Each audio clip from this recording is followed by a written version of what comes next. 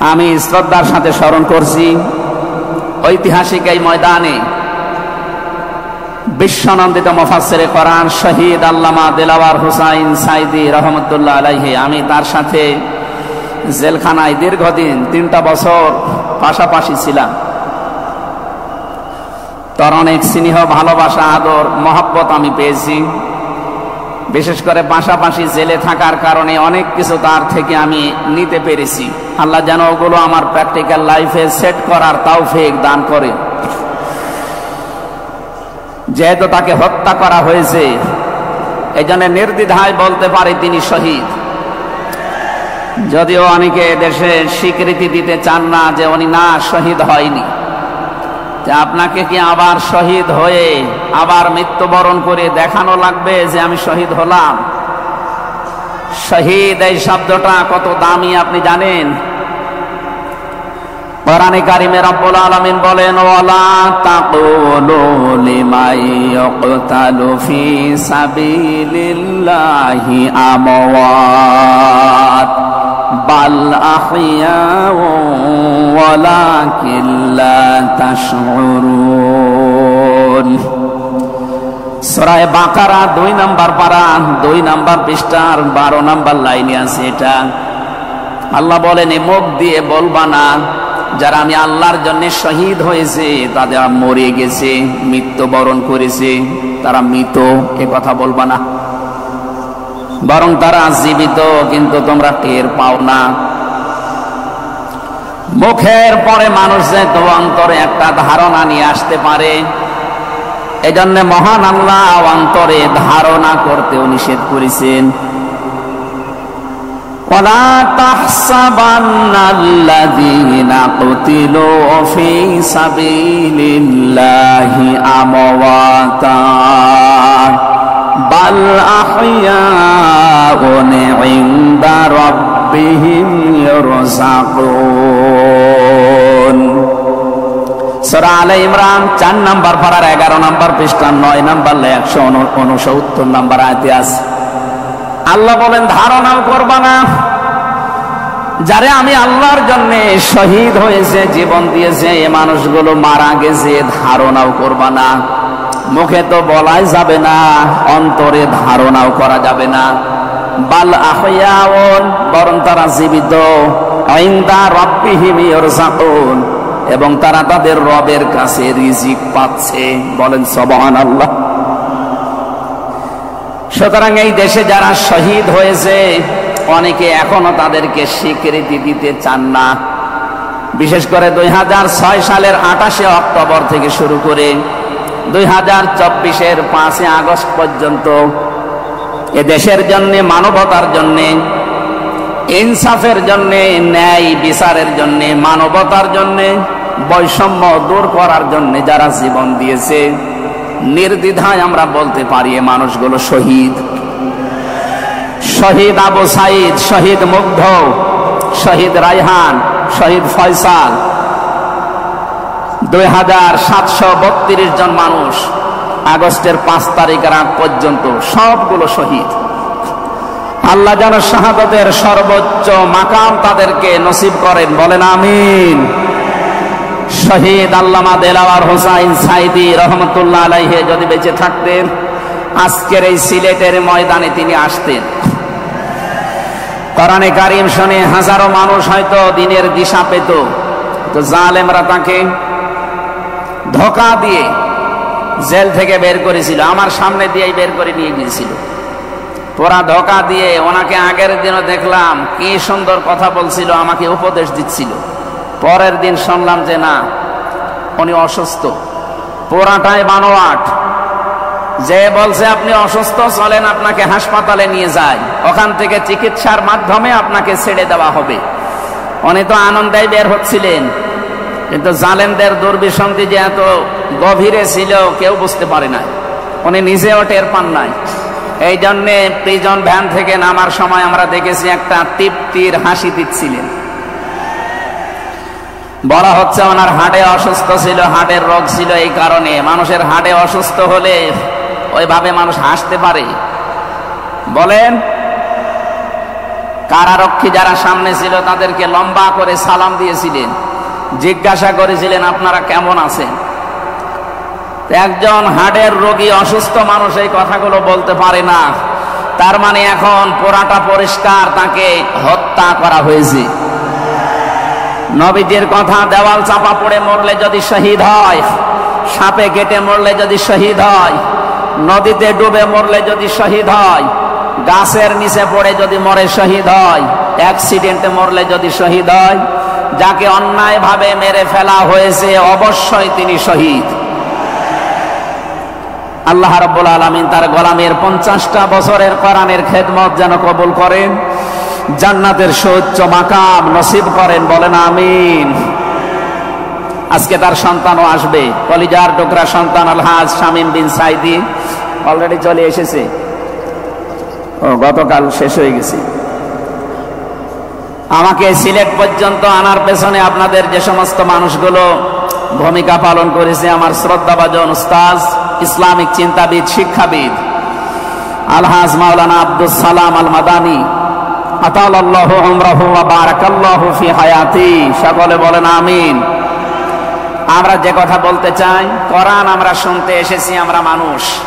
ওয়ালাকাদ কাররামনা বানি আদম, আমি বনি আদমকে সম্মানিত করেছি, অথচ এই সম্মানিত সৃষ্টির অসম্মান করার জন্য এই 15.5 বছরে অনেকেই সিনিমিনি খেলছিল।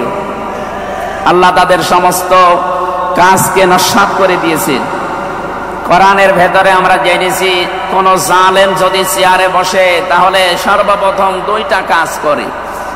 সূরা নমলের 34 নম্বর আয়াতে আল্লাহ দলিল দিয়েছেন, ইন্নাল মুলুকা ইযা দাখালু ক্বরিয়াতান আফসাদুহা ওয়া জাআলু আ'ইজ্জাতা আহলিহা আদিল্লা ওয়া কাযালিকা ইয়াফআলুন। আল্লাহ পাক বলেন, জালেম যদি ক্ষমতায় বসে তার প্রথম কাজ হয় সে বিশৃঙ্খলা তৈরি করে জমিনে। আমরা দেখতে পেয়েছি 15.5 বছরে প্রায় 52টার উপরে বিশৃঙ্খলা তৈরি হয়েছিল। 2 নম্বরে ওয়াজাআলু আইজ্জাতা আহলিহা আদিল্লা, ওই দেশের যারা সম্মানিত নাগরিক, সম্মানিত মানুষ যারা, তাদেরকে সে অপমান করে, অপদস্থ করে। এই দেশের সবচাইতে সম্মানিত মানুষ যারা আমরা দেখতে পেয়েছি তারা আলেম, অথচ এই বাতিলের টার্গেটই ছিল আলেমরা। এই যারা সম্মানিত মানুষদের যারা সম্মান করে, অপদস্থ করে, তাদেরকে হেয় প্রতিপন্ন করে, এটা জালেমদের 2 নম্বর কাজ। তার মানে কোরআনের এই আয়াত অনুযায়ী প্রতীয়মান হয় যারা ছিল এরা জালেম। জবান খুলে বলেন এরা কি? স্পষ্ট ভাষায় বলছি, যারা জালেম এরা আল্লাহর মামলার আসামি। কথাটা খুব হালকা মনে হচ্ছে। সূরা শূরা 25 নম্বর পারা 6 নম্বর পৃষ্ঠা 13 নম্বর লাইনের 42 নম্বর আয়াতে আছে, ইন্নামাস সাবিলু আলাল্লাযীনা ইয়াযলিমুনান নাস। আল্লাহ পাক বলেন, অবশ্যই আমি নিজে মামলা দায়ের করব তাদের বিরুদ্ধে যারা মানুষ হয়ে মানুষের উপরে জুলুম করে। আল্লাহ ইয়াজলিমুনাল মুসলিমুনা দেননি, ইয়াজলিমুনান নাস দিয়েছেন। ইয়াজলিমুন শব্দটা মোজারে, আরবি গ্রামার অনুযায়ী এটা বর্তমান, ভবিষ্যৎ, প্রেজেন্ট, ফিউচার, 2টা কাল নিয়ে শব্দ গঠন করা। তার মানে এখন যারা এ পৃথিবীতে মানুষ হয়ে মানুষের উপরে জুলুম করছে, ভবিষ্যতেও যারা করবে, তাদের কিছু পরিণতির কথা আমরা কোরআনে জেনেছি। রব্বুল আলামিন জানিয়েছেন সূরা নমলের 52 নম্বর আয়াতে, ফাতিলকা বুয়ুতুহুম খাবিয়াতাম বিমা যালামু। হে নবী, একটু তাকান জালেমদের এই বাড়ির দিকে। এই সেই ঘরগুলো, জুলুম করার কারণে ঘর আমি আজ পরিত্যক্ত বানিয়ে দিয়েছি, জনশূন্য করে দিয়েছি, উজাড় গৃহ বানিয়ে দিয়েছি। সিলেটবাসী, আয়াতটা যে কত বাস্তব, যদি এটা লূত নবী আলাইহিস সালামের উম্মতদেরকে ইশারা দিয়ে আল্লাহ নাযিল করেছিলেন।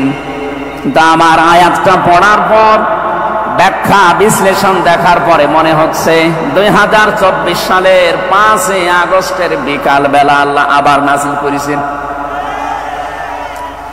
আল্লাহ যেন তার কুদরতি আঙ্গুল দিয়ে দেখাচ্ছেন এই সেই ঘরগুলো খাবিয়াতান আমি জনশূন্য করে দিয়েছি, পরিত্যক্ত বানিয়ে দিয়েছি, বিমা যালামু জালেমদের জুলুমের কারণে। এর বাস্তব প্রমাণ আমি কুষ্টিয়ায় হানিফ সাহেবের বাড়িটা দেখতে পেয়েছি। বিকাল 5টা বাজতে বাজতে মানুষ বাড়ি না ইট পর্যন্ত রাখে নাই, পায়খানার প্যান পর্যন্ত খুলে নিয়ে চলে গেছে। এতটুকু আল্লাহ শেষ করেননি, এর পরের শব্দ আমাদের জন্য। আল্লাহ তাআলা জানিয়েছেন বিমা যালামু জালেমদের জুলুমের কারণে ওই জায়গা পর্যন্ত আল্লাহ অভিশপ্ত বানিয়ে দেয়। বাংলাদেশের 630টা থানা কম বেশি প্রায় জায়গায় আমার চাওয়া হয়ে গেছে। আমি দেখতে পেয়েছি জালেমদের কোন চিহ্ন অন্তত এদেশে আর নেই। ফাকতিয়া দাবিরুল কওমিল্লাযিনা যালামু আল্লাহ বলেন জালেমদের শিকড় কাটা হয়ে গেছে। কতিয়া এটা মজহুল, এর ফাইল বা কর্তা জানা নেই। আল্লাহ বলেন জালেমদের শিকড় কাটা হয়ে গেছে, কে কেটেছে জানা নেই। সারা দেশে জালেমদের বাড়ি ঘরগুলোর দিকে এখন একটু তাকান। আমি তো যেই কয়টার দিকে তাকালাম দেখি মানুষ 8-9 জন 10 জন করে যায়, কেউ এদিকে কেউ এদিকে কেউ এদিকে, সব মনে হচ্ছে জামাতবদ্ধ টয়লেট চলছে। আল্লাহ জালেমদের বাড়ি পর্যন্ত অভিশপ্ত এমনি করে নাই, আমাদেরকে শিক্ষা দিতে চেয়েছেন এটা। এদের এত বড় শিকড় যদি সমলে আমি উপড়িয়ে ফেলতে পারি, ইন্না ফি যালিকা লাআয়াতাল লিকাউমিন ইয়ালামুন। এখানে লামে তাকিদ আছে, এখানে কত আলেম বসে আছে, শব্দ শুরুই করেছেন আল্লাহ ইন্না দিয়ে, মাঝখানে লামে তাকিদ দিয়েছেন। আল্লাহ পাক বলেন অবশ্যই এর ভেতরে শিক্ষা আছে। কাদের জন্য? যারা জ্ঞানী সম্প্রদায়। সুতরাং এটা যেহেতু রেকর্ড হয়, সারা বাংলাদেশে কালকে ছড়াবে। সবাইকে উদ্দেশ্য করে বলছি, জালেমদের এত বড় শিকড় যদি আল্লাহ কেটে ফেলতে পারে, আগামীতে যারা চেয়ারে বসবেন ক্ষমতায়, তারা খুব চিন্তা ভাবনা নিয়ে রাষ্ট্র চালাবেন, আপনার দ্বারা যেন জনগণের উপরে জুলুম হয়ে না যায়। যদি আপনার দ্বারা জুলুম হয়, আগামী 5 বছর পরে আপনার বাড়িও দেখবেন শ্মশান হয়ে গেছে। আমি আশা করি আমার বক্তব্য আপনারা বুঝেছেন, এবং রেকর্ড হওয়ার পরে যারা শুনবে তারাও বুঝবে। আমি এটা বলতাম না, আমি দেখতে পাচ্ছি কিছু মানুষ ইদানিং উলট পালট কথা বলছে। এ কারণে আমি ইঙ্গিত দিলাম, এখনই যদি আপনি এরকম কিছু বলেন, কিছুদিন পরে বলতে পারেন না। গতকালকে এক নেতা এইটা জানিয়েছে যে 15 বছর তো কোরআনের অনুষ্ঠানে অনুমতি লাগতো, আমরা যদি আসতে পারি অনুমতি দেব না। তা আপনি এ কথা বলবেন আমরা জানি, তা কিছুদিন পরে বলতে পারলেন না, আগেই বলে দিলে মানুষ তো সব জেনে ফেলবে। এই জন্য আমার মনে হয় আপনি ভুল করে ফেলেছেন। আপনি আস্তাগফিরুল্লাহ বা তওবা করে নেবেন, থুক্কু এরকম কিছু দিয়ে অন্তত ফিরে আসবেন যে না, এটা এখন আমি বলবো না, কিছুদিন পরে বলবো। মানুষকে আল্লাহ সম্মান দিয়েছেন, সেই মানুষের উপরে যারা জুলুম করে তারা আল্লাহর কেসের আসামি। পুলিশের কাজে বাধা দেন, পুলিশ বাদী মামলা হবে। আর যারা মানুষ হয়ে মানুষের উপরে জুলুম করে তারা আল্লাহ বাদী মামলার আসামি। আল্লাহ কিন্তু ইয়াজলিমুনা আল মুসলিমুনা দেননি যে মুসলমানদের উপরে যারা জুলুম করে, ইয়াজলিমুনা নাস দিয়েছেন। বলেন তো হিন্দু কি মানুষ না? আরো আসতে বলেন। এই যে বাইরের দেশের যে সমস্ত আন্তর্জাতিক রিপোর্টগুলো আছে, ভয়েস অফ আমেরিকা এবং মাইক্রোসফট, সব খ্রিস্টানরা ইহুদিরা এরা চালায়। এরা রিপোর্ট দেখছে সারা বিশ্বের 257টা দেশের ভেতরে সবচাইতে নিরাপদে সাম্প্রদায়িক সম্প্রীতি নিয়ে বাস করছে বাংলাদেশের মানুষ। অথচ এই 54 বছর মিথ্যাচার করে বিশ্বের মোড়লদের কাছে আমাদেরকে অনেকেই কালার করার চেষ্টা করেছে। তারা এতদিন মানুষকে শুনিয়েছে বাংলাদেশের সংখ্যালঘু নির্যাতন হয়, এটা ডাহা মিথ্যা কথা। যারা এটা ছড়িয়েছেন সারা বিশ্ব তাদেরকে এখন ধিক্কার দিচ্ছে, ঘৃণা জানাচ্ছে। তারা বলছে এই বাংলাদেশ নিয়ে যারা মিথ্যাচার করছে ওদের জন্মটাই মিথ্যার উপরে। আপনি মাইক্রোসফট দেখেন, তারা রিপোর্ট দিয়েছে সারা বিশ্বের সবচেয়ে বেশি মিথ্যা তথ্য ছড়ানো হয় ভারতে। আমি নাম নিতে চাইছিলাম না, বেরিয়ে গেছে, ওদের নাম আমার নিতে মনে বলে না। আমি ঘৃণা করি ওদের উগ্রপন্থী কিছু মানুষকে। হিন্দু ভাইরা আমাদের শত্রু না, কিছু উগ্র আছে যারা জঙ্গি, ওরা এই নামটা মুসলমানদেরকে দিয়েছে, অথচ সবচাইতে বড় জঙ্গি এই উগ্র হিন্দুরা। এদের কারণে আজ হিন্দু সমাজেরও বদনাম হয়ে যাচ্ছে। পরিষ্কার কথা শোনেন বাংলার মানুষেরা, একটা মুসলমানকে যদি আঘাত করেন একটা গুনাহ হবে, কোন অমুসলিমের গায়ে হিন্দুর গায়ে যদি আঘাত করেন ডবল গুনাহ হবে। একটা জুলুমের গুনাহ আর একটা আমানতের খেয়ানত করার গুনাহ। তারা আমাদের কাছে আমানত না, কথা বলেন না কেন? অথচ 15.5 বছর আমরা আমানতের অনেক খেয়ানত করে ফেলেছি। আগামীতে এই খেয়ানত হবে না ইনশাআল্লাহ। বিশ্ব ইসলামী আন্দোলনের সর্বজন শ্রদ্ধাভাজন নেতৃত্বে যিনি আছেন, আপনাদের সিলেট বিভাগের কৃতি সন্তান, উনি অলরেডি জানিয়ে দিয়েছেন এদেশে যদি ইসলাম আসে সবচাইতে বেশি নিরাপদে থাকবে অমুসলিমরা। এই জন্য গাইবান্ধায় দেখলাম একটা অনুষ্ঠানে, তার আগে একজন হিন্দু পুরোহিত ঠাকুর বক্তব্য দিচ্ছিল যে এই দেশে আগস্টের 5 তারিখের পর থেকে সবচেয়ে বেশি নিরাপদে আছি আমরা অন্য ধর্মের লোকেরা। আমরা একথা বিশ্বাস করি, যদি দেশে ইসলাম আসে সবচেয়ে বেশি নিরাপদে থাকতে পারবো আমরা। এই জন্য তারাও মনে প্রাণে ইসলাম এদেশে কায়েম হোক এটা চাচ্ছে, বলেন আলহামদুলিল্লাহ। এই জন্য হিন্দুরা আমাদের শত্রু না।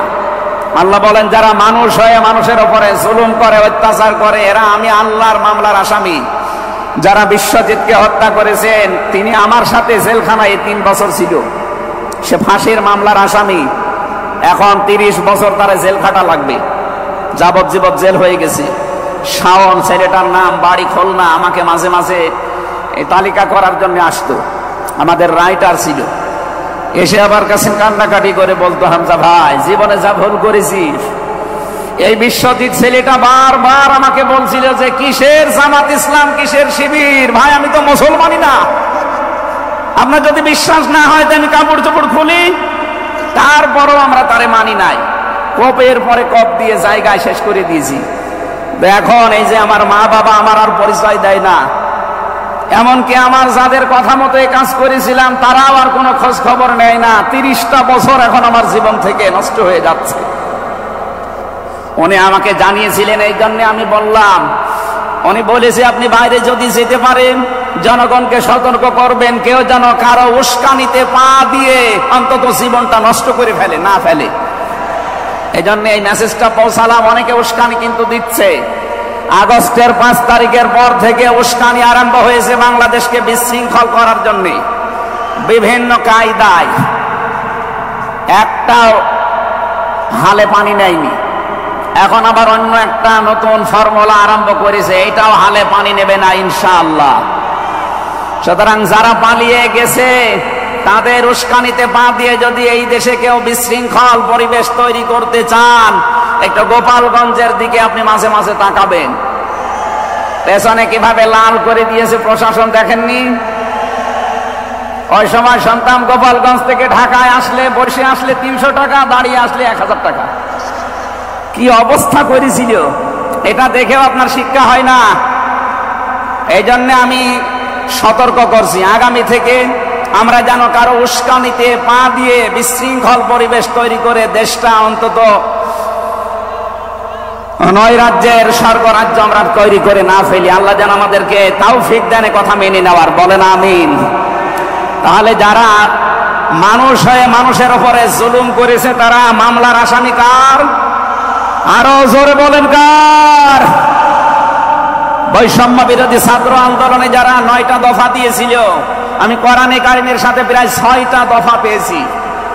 সূরা নমলের নাহাল, সূরা নাহালের 90 নম্বর আয়াতে 6টা আছে, আর বাকি জায়গা থেকে তারা আরো 3টা নিয়েছিল। তারা প্রথম যেটা নিয়েছে ওয়ান জাস্টিস, আমরা ন্যায় বিচার কায়েম করতে চাই, এটা আল্লাহ 1500 বছর আগে জানিয়েছেন। সুবহানাল্লাহ বলতে পারেন নাই? আমরাও তো চাই এদেশে ন্যায় বিচার কায়েম হোক, কথা বলেন ঠিক কিনা? আর কোরআনে কারীম ছাড়া ন্যায় বিচার কায়েম করা সম্ভব না। আমান আমিলা বিহি ওজেরা আমান হাকামা বিহি আদালা, যদি কেউ আমল করে কোরআনের তাকে আল্লাহ পুরস্কার দেবে, কেউ যদি এই কোরআনের ন্যায় কোরআনে কারীম কায়েম করতে পারে তাহলে সে ন্যায় বিচার কায়েম করতে পারবে। সুতরাং এদেশে যারা শহীদ হয়ে গেলেন জীবন দিয়ে, তাদের যে উদ্দেশ্য, এই উদ্দেশ্য যেন সামনে সফল হয়, আমরা সবাই সেই চেষ্টায় থাকব ইনশাআল্লাহ। সতর্ক করছি এ কারণে, 1628 জন মানুষ দায়িত্বে ছিলেন বাংলাদেশে, ডাইরেক্ট ইনডাইরেক্ট মিলে। এরা আমরা যতদূর দেখতে পেয়েছি, আমার জেল জীবনের 3টা বছর ফাঁসির কন্ডেম সেলের ভেতরে আমি দেখেছি বাস্তবতা। এই 1628 জন কম বেশি এরা জুলুমের সাথে জড়িত। কেউ সরাসরি জালেম, কেউ জালেমের দোসর। কথা বলুন, জালেমরা টার্গেট কার? আরো জোরে। এজন্য আপনারা আল্লাহর মামলার আসামি। বাদী যত বড় হয় মামলা তত কঠিন হয়। আমাদের মামলা, আলেমদের মামলার বাদী সব ছিল সরকার, এই জন্য আলেমদের কোনো জামিন নেই।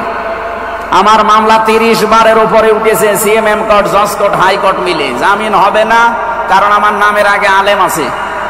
আমার নামের আগে যদি লয় দীর্ঘি গ থাকতো, আমি 3 বছর না 3 দিনও আমার জেলে থাকা লাগতো না। আমাকে ধরার পরে তারা অফার দিয়েছিল, যা যা বলতে বলি এইগুলো শুধু বলবেন, কালকে আপনাকে আমরা ছেড়ে দেব না। এত মিথ্যা কথা বলা আমার দ্বারা সম্ভব না। বলে তাহলে যান, এই যে দিয়ে দিল, ন্যায় বিচার কায়েম হচ্ছে দেশে, এই কথা তারা মানুষকে শোনাতো। পুরাটাই চলেছে 15.5 বছরে, পুরা অবিচার আর অন্যায়। এই জন্য যারা আল্লাহর মামলার আসামি, আপনি ভাবতে পারেন বিষয়টা কত কত বড় বিষয়। আল্লাহ নিজে মামলার বাদী, নিজে বিচারপতি, নিজে রায় দেবেন। এই জন্য জালেমদের একুলো শেষ, অকুলো শেষ। মানুষ হিসাবে আমরা মানুষকে সামনে সম্মান দিয়ে চলবো ইনশাআল্লাহ। দরুদ আর সালাম পড়ছি আমাদের নবী, মানবতার মহান শিক্ষক মুহাম্মদুর রাসূলুল্লাহ সাল্লাল্লাহু আলাইহি ওয়াসাল্লামের প্রতি। বিশ্ব নবীকে আল্লাহ কোরআন শরীফে, এই যে কোরআনের যে আয়াত পড়লাম আমরা, সূরা বাকারার 208 নম্বর আয়াত আমরা তেলাওয়াত করেছি। এ কোরআনে কারীম পড়তে হলে প্রতিটি অক্ষর, 29টা অক্ষর আমরা আছে জানি আরবি, প্রতিটি অক্ষর দিয়ে নবীজিকে আল্লাহ ডাক দিয়েছেন একটা সুন্দর এবং উত্তম নাম নিয়ে। বিশ্ব নবীকে আল্লাহ আলিফ দিয়ে জানিয়েছেন আহমদ, তিনি প্রশংসিত। বা দিয়ে আল্লাহ জানিয়েছেন আমার নবী বাশির, তিনি সুসংবাদদাতা।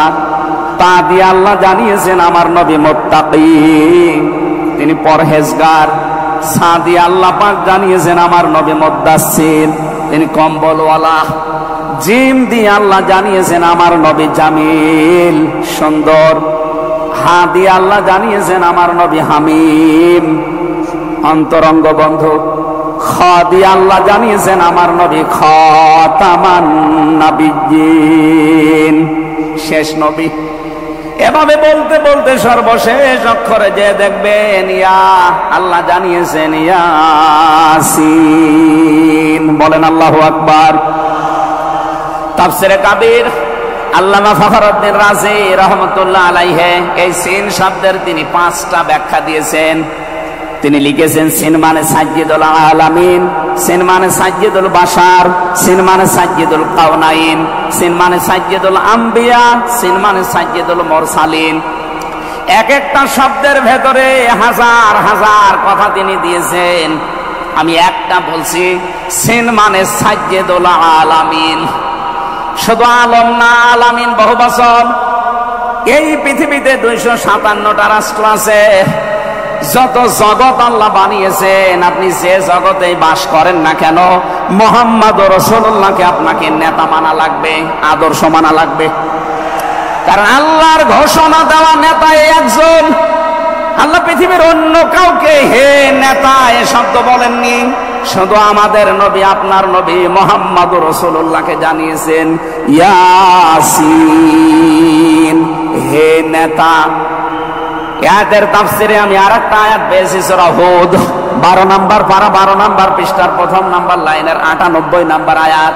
এটা তাফসিরে ফি জিলালিল কোরআনে পাবেন। আমি সামারাইজ করে বলছি, যদিও ফেরাউন সম্পর্কে এটা নাজিল হয়েছে, সাইয়্যিদ কুতুব রাহমাতুল্লাহ আলাইহি তাফসীর করতে গিয়ে তিনি লিখেছেন, যেই নেতা জাহান্নামে যাবে কিয়ামতে, ওই দলের নেতার যত অনুসারী আছে, যত মানুষ তাকে অনুসরণ করত, সব অনুসারীরা তার সাথে জাহান্নামে যাবে। এটা বাংলাদেশের সাথে খুব দরকার, এজন্য আমি সতর্ক করলাম। আপনার বিবেকের কাছে প্রশ্ন করে এটা নেতা নির্বাচন করবেন, এটা দুনিয়ার বিষয় হলে আমি বলতাম না, এটা আখিরাতের সাথে রিলেটেড। যার নেতা ঠিক নেই, ওই নেতা যদি জাহান্নামে যায়, ইয়াকদুমু কওমাহু ইয়াওমাল কিয়ামাতি ফাআওরাদাহুমুন নার ওয়া বিইসাল বিরদুল মাওরুদ। জোরে বলেন আল্লাহু আকবার। সিলেটবাসী, সারা বাংলাদেশ এখন আমার সামনে, এটা দেখতে পাচ্ছেন না, সারা বাংলাদেশে ছড়াইয়া যাচ্ছে। যাদের নেতা ঠিক নেই, আদর্শ ঠিক নেই, এক্ষুনি আপনি তওবা করে ঠিক করবেন। সত্যি বলছি, যাদের নেতা ঠিক নেই, ওই নেতা যদি জাহান্নামে যায়, আল্লাহর কসম আপনাকে ওর সাথে জাহান্নামে যাওয়া লাগবে। নেতৃত্ব দেওয়ার জন্য গুণ বললাম কয়টা? বলেন বলেন। আপনি সূরা বাকারার 247 নম্বর আয়াতটা দেখবেন। ক্বালা ইন্নাল্লাহা আসতাফাহু আলাইকুম ওয়া যাদাহু বাসতাতান ফিল ইলমি ওয়াল জিসম ইলা আখির আয়াত। আল্লাহ নিজে জানিয়েছেন, এই পৃথিবীতে কেউ যদি নেতৃত্ব দিতে চায়, তার প্রথম নাম্বারে জ্ঞান লাগবে। জোরে বলেন, কি লাগবে? আপনি যাকে মেনে চলেন, যার নাম নেতৃত্ব মানেন, বলেন তো সে জ্ঞানী আপনার দৃষ্টিতে মনে হয়?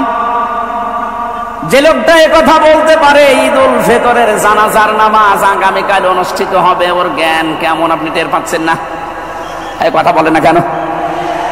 এই জন্য নেতৃত্ব সামনে কেউ দিতে চাইলে তাকে জ্ঞানী হওয়া লাগবে, আসমানের জ্ঞানী হওয়া লাগবে।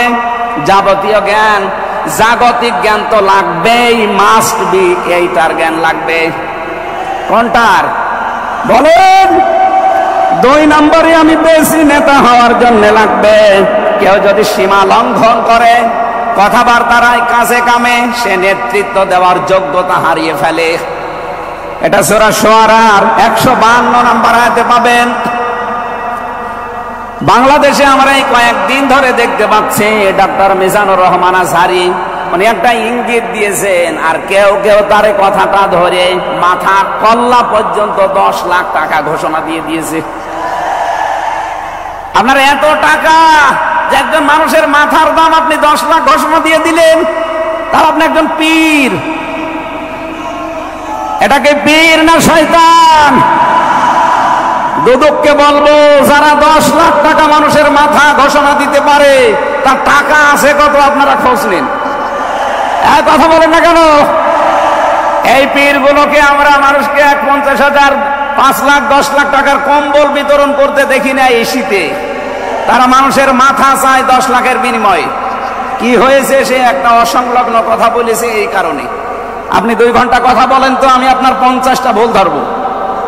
আমরা 1.5 ঘন্টা 2 ঘন্টা কথা বলে একটা স্লিপ অফ টান হলে সেইটা নিয়ে এই যে কেরামান কাতিবিন অনেক একটা কি বলতেছে, বলে ফেলেছে। আরে ভাই, আমাদের বয়সই কত? আমার বয়স এখন 33, মিজান ভাই আমার 5 বছরের বড় মাত্র। এ সব মিলে নাই তার 38-40 বছর হবে। এখনো তো 90-এর বয়সে আমরা পাইনি। কথা বলে না কেন? নবীকে আল্লাহ 40 বছরের আগে নবুয়ত দেয়নি, আমরা তো সে বয়সে এখন মানে পার হতে পারিনি। 2-একটা কথা এদিকে ওদিকে হলে আপনারা মাথা 10 লাখ টাকা। মাথা কি এত ফ্রি? বলেন। কেউ কেউ অলরেডি আবার বলেছে এরা ধর্ম ব্যবসায়ী।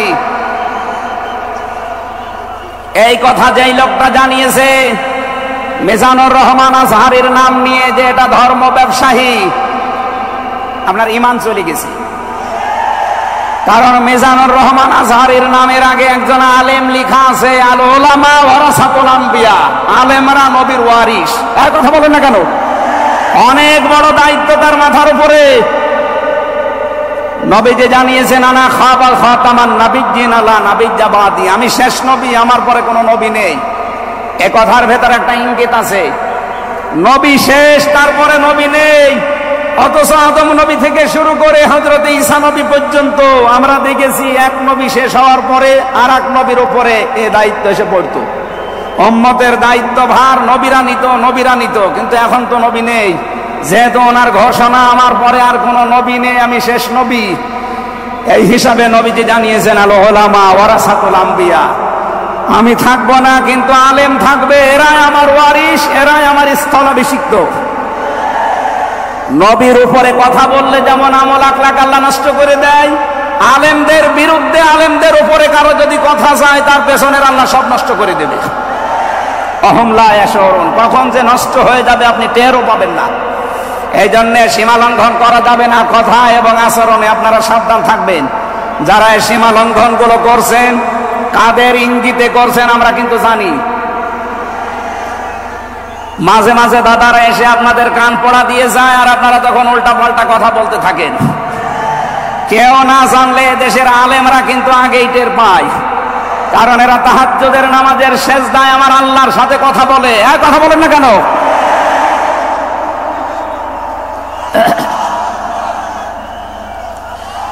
ঠিক আছে, এই জন্য যারাই যা কথা বলবে না কেন, কারো কান পড়ায় কান দিয়ে সীমা লঙ্ঘন করবেন না। আমি আশা করি কি বোঝাতে চাই আপনি বুঝেছেন। নেতৃত্ব দিতে হলে সীমার ভেতরে থাকবেন। 3 নম্বরে আমি পেয়েছি সূরা কাহফের 28 নম্বর আয়াতে যে গাফেল হওয়া যাবে না যারা নেতা হবে।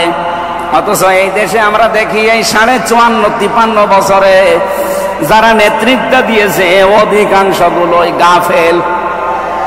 আল্লাহর এই কোরআন সম্পর্কে তারা গাফেল, মানবতা সম্পর্কে তারা গাফেল ছিল। 4 নাম্বারটাই বেশি সূরা নিসা, এইটা আমার মনে হয় না বলাই ভালো। না, এইটা বললে সমস্যা আছে। আমি শুধু আয়াত বলে দিচ্ছি, বাড়ি যে মিলান আমি বাংলাও বলবো না। সূরা নিসা 5 নাম্বার পারার 2 নাম্বার পৃষ্ঠার 11 নাম্বার লাইনের 34 নাম্বার আয়াত। আল্লাহ রাব্বুল আলামিন, বাংলা বলবো, আর রিজালু কাওয়ামুনা আলান নিসা, নেতা হবে পুরুষ, মহিলা নেতা হতে পারবে না। এটা একটু আস্তে বলেন, আমার ভয় করে।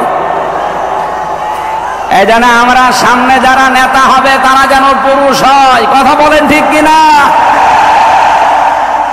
নবীজি জানিয়েছেন লা ইউফলিহা কওমুন, ওই জাতি কখনো সফল হতে পারে না যে জাতির নেতৃত্বে কোনো মহিলা বসে আছে। আমার এই হাদিসটা 100% বিশ্বাস হয়, আপনাদের না 98 ভাগ? এই হাদিস 100% বিশ্বাস করেন কারা? দেখে লিল্লাহি তাকবীর। এই দেখেন তো, হাত তোলেনি কে? আলহামদুলিল্লাহ। ঠিক আছে, বসেন বসেন বসেন, তাফসীর মাহফিলে বসেন।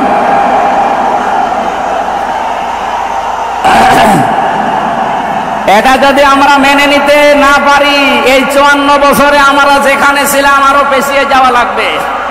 এই জন্য আমরা সামনে এগিয়ে যেতে চাই। কোরআনের সূরা নিসার 34 নম্বর আয়াত, সামনে যদি নেতা হয় পুরুষ মানুষ হবে ইনশাআল্লাহ। আরো জোরে বলেন ঠিক কিনা? 5 নাম্বার পেয়েছি সূরা বাকারা 124 নম্বর আয়াত, কোন জালেম নেতা হতে পারবে না।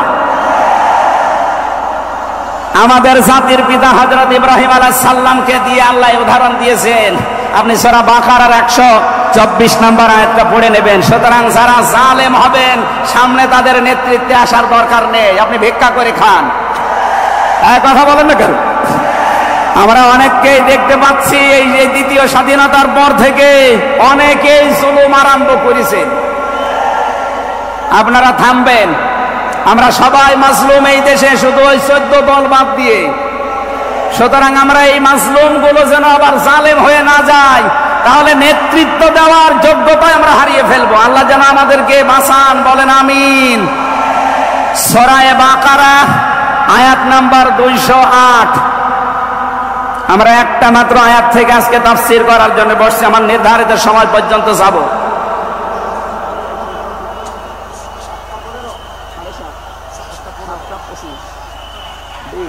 ঠিক আছে, জবান খুলে দিয়ে আগে পড়ে না, আউযু বিল্লাহি মিনাশ শাইতানির রাজিম, বিসমিল্লাহির রহমানির রহিম, ইয়া আইয়ুহাল্লাযীনা আমানু দুখুলু ফিস সিলমি কাফা। এ পর্যন্ত থাক। যেহেতু ডক্টর মিজানুর রহমান আজহারি আর 20-25 মিনিট পরে চলে আসবে, এই জন্য আমরা এ পর্যন্ত থাক। 3 ভাগের 1 ভাগ আমরা পড়লাম। সূরা বাকারা আল্লাহ তাআলা ডাক দিয়েছেন ইমানদারকে। কাকে বলেন তো? আমরা ইমানদার না বেঈমান? ঈমান আনার আগে একটা কাজ করা লাগে। আল্লাহর ঘোষণা, ফামাই ইয়াকফুর বিত-তাগুত ওয়া ইউমিন বিল্লাহ। কেউ যদি ঈমান আনতে চায়, তার প্রথম কাজ হবে সে যেন তাগুত ছেড়ে দেয়। এদিকে কি মানুষের চাপে, মানুষের চাপে এগুলো হচ্ছে নাকি? আপনারা একটু ধৈর্য ধরেন। আসলে এনাদের তো আর জায়গা নেই, আর কোথায় পাবে জায়গা?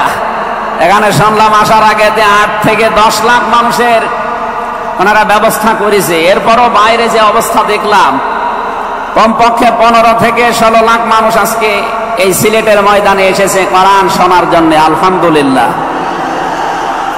সম্মানিত ভাইরা, আমরা যেটা বলতে চাচ্ছি, ঈমান আনার আগে আল্লাহর নির্দেশ যে তাগুত ছেড়ে দাও, তাহলে ফাকাদ ইসতামসাকা বিল উরওয়াতিল ওয়াসকা, এমন একটা মজবুত রশি ধারণ করতে পারবা, লাং ফিসামা লাহা, যা ছিঁড়ে যাবে না।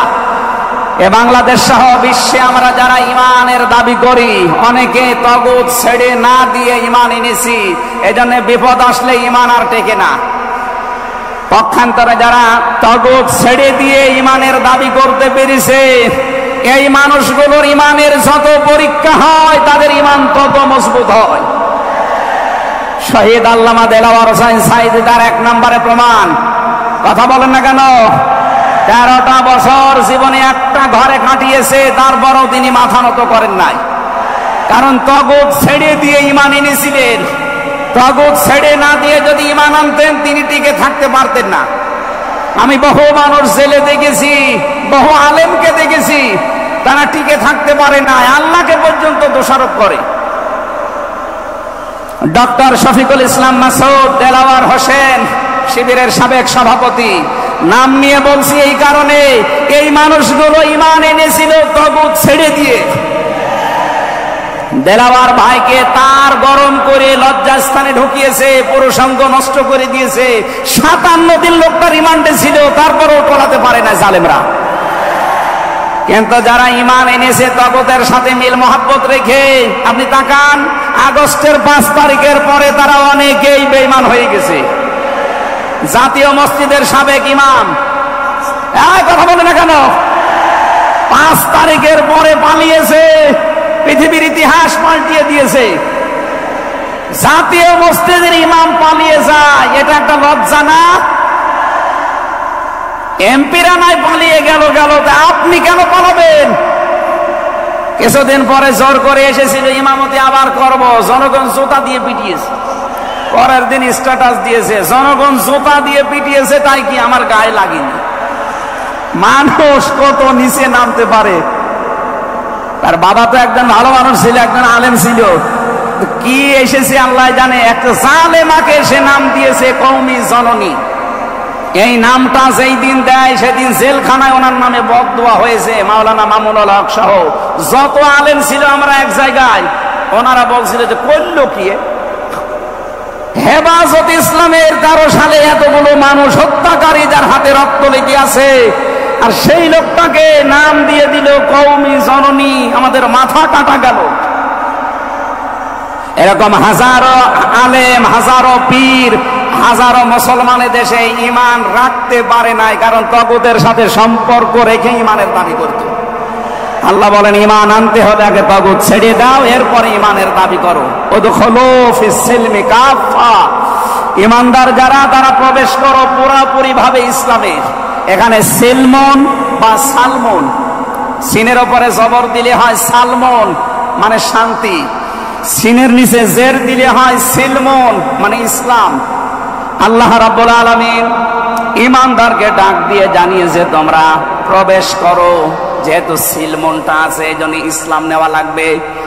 আমি যতগুলো তাফসীর বিশ্ববিদ্যালয়ে থাকাকালীন মিলিয়েছিলাম এই সিলমন দিয়ে। আমি ভার্সিটিতে থাকাকালীন প্রায় 42টার উপরে এক জায়গায় মিলিয়েছি, যে দেখি সবাই কি বলে। প্রত্যেক মুফাসসির এখানে শান্তি না, এখানে নিয়েছেন তারা ইসলাম অর্থে তোমরা পুরোপুরি ইসলামে প্রবেশ করো। এখন আমরা যদি প্রশ্ন করি পুরোপুরি ইসলামে প্রবেশ করার অর্থ কি, কোরআন শরীফ থেকে আমরা ব্যাখ্যা বিশ্লেষণ দিয়েছি যে 5টা বিষয় যখন দেখবেন আপনার ভেতরে আছে, তখন বুঝবেন আমি পুরোপুরি ইসলামে প্রবেশ করেছি। জোরে বলেন সুবহানাল্লাহ। আমি তাফসীর থেকে যে নোটগুলো নিয়ে এসেছি তার 1 নম্বরে আপনি যখন দেখবেন যে আপনি আত্মসমর্পণ করে ফেলেছেন, 2 নম্বরে আপনার ভেতরে ইখলাস তৈরি হয়েছে, 3 নম্বরে আপনার বিশুদ্ধ আকীদা তৈরি হয়ে গেছে, 4 নম্বরে আপনার চরিত্র উন্নত হয়েছে, 5 নম্বরে আপনার লেনদেনের স্বচ্ছতা এসেছে। এই 5টা কাজ যখন আপনি দেখবেন তখন মনে করবেন যে আমি ইসলামে পরিপূর্ণ প্রবেশ করেছি। এখন বলেন তো আপনার কি 5টা কাজ পরিপূর্ণ হচ্ছে? আত্মসমর্পণ 1 নম্বরে আপনাকে করা লাগবে আমার আল্লাহর সামনে। কার সামনে? এটা দেখিয়েছেন আমাদের জাতির পিতা হযরত ইব্রাহিম। إذ قال له ربه أسلم قال أسلمت لرب العالمين।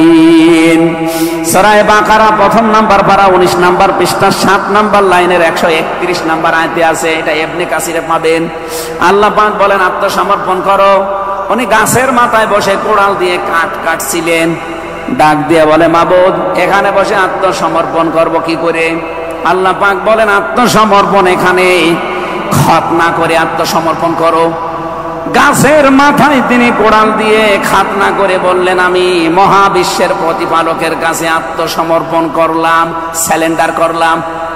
এতটুকু তিনি শেষ করেননি, তিনি ডাক দিয়েছিলেন ইন্তেকালের আগে তার সন্তানদেরকে, ওয়াসাা বিহা ইব্রাহিম বানিহি ওয়া ইয়াকুব ইয়া বানিয়া ইন্নাল্লাহা আসতাফা লাকুমুদ্দীন ফালা তামুতুন্না ইল্লা ওয়া আনতুম মুসলিমুন।